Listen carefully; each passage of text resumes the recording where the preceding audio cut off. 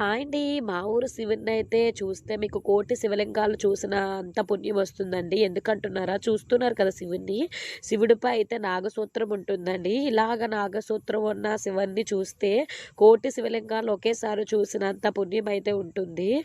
So, అలాంటి శివలింగం మా ఊర్లో అయితే వెలిసిందండి. ఈ గుడికి చాలా ప్రత్యేకతే ఉంది.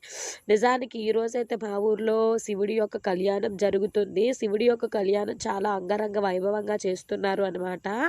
సో, చాలా వేద పండితులండి. చాలా గొప్ప గొప్ప పండితులైన పంతులు గారులతోటి ఈరోజు కళ్యాణం అయితే జరుగుతుంది. నిజంగా ఇలాంటి శివాలయాన్ని, ఇలాంటి శివుడిని దర్శించుకోవడం చాలా అంటే చాలా పుణ్యం చేసుకోవడం. సో, వీడియో నచ్చితే లైక్ అండ్ సబ్స్క్రైబ్.